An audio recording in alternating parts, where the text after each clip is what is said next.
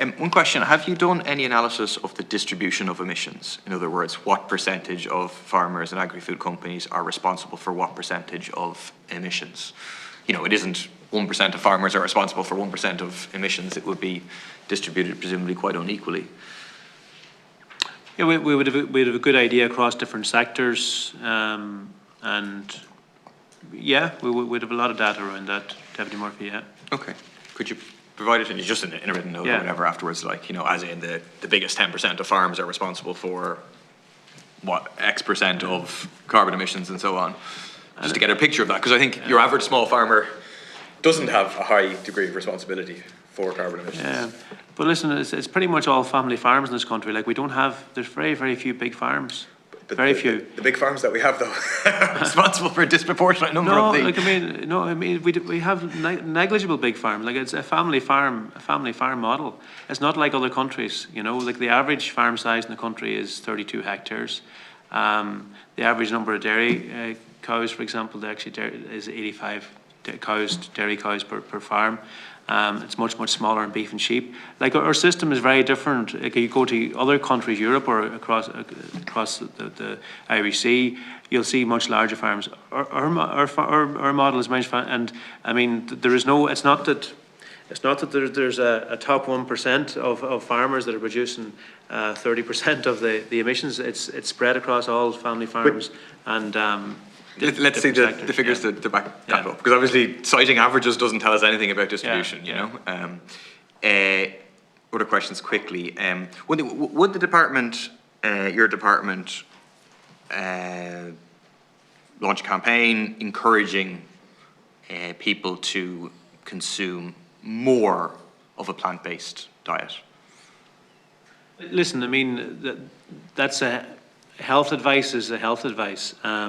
The role of agriculture and food is to produce food sustainably, and to do that in a way that is part of a sustainable food system. But you presumably agree, I mean, I'm not a vegetarian or a vegan, but you presumably agree that a vegetarian or vegan diet has a significantly lower carbon emissions than a more meat-based diet. I mean, that's just scientifically. It would depend, again, it would depend what food they're producing. I mean, are they having avocados for breakfast? Are they having what? Avocados for breakfast? Yeah, come on. But do you accept it? I don't know. Like, there's so many variables in relation to it. Like, I mean, what makes sense is, you know, a balanced diet from the point of view of individual nutrition. Like, you know, and there's lots of very unbalanced diets out there which, you know, are missing lots of nutrients and good food. Our objective from an agriculture point of view is to make sure we have a good sustainable food system. Which we have and which we're working to your department has no problem through Board BIA of promoting consumption of dairy, promoting the consumption of meat. I don't see why you can't promote a more plant-based diet, and I think it relates to your target in terms of the climate action plan. We're promoting the credentials of our food in terms of how it's produced and its nutrition, etc., and, you know, why Irish beef our Irish dairy is amongst the best in the world. So each person of it, you know, somebody got up in the morning and ate meat all day, or if somebody got up and only drank milk all day, then, you know, their nutritionist would be saying to them, maybe you should look at a more balanced diet. But if somebody took out milk or took out meat from their diet, their nutritionist might be saying to them, well, hold on, I mean, how balanced is your diet? So, listen, it's possible to have a perfectly balanced diet with consuming no dairy and eating no meat, is it? Not a nutritionist, but I can tell you that the food that Irish farmers produce is massively nutritious. Final question. Can I jump in on this one as well? The Origin Green programme, and there were a number of,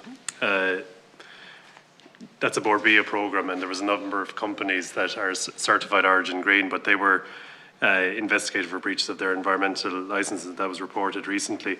Minister, how would you respond to that? And how, I mean, I'm sure it's of concern to you, I suppose, that that Irish agricultural produce might have this cloud over it. So how, as Minister, do you react to that? Like, I think, I mean, whether it's farms or food companies, we have to produce in a way that is sensitive to the environment around us and adheres to all all of the regulations that are in place. When you look at our farming and our agricultural system, the one we have here is world leading in terms of its sustainability and its standards.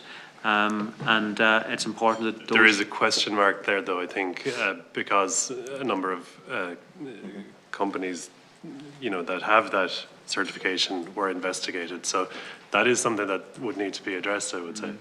And I mean, if people are not meeting the standards that are put in place, then that's something that they will be called out on. So every company and every farm has to work within the standards and regulations that are set.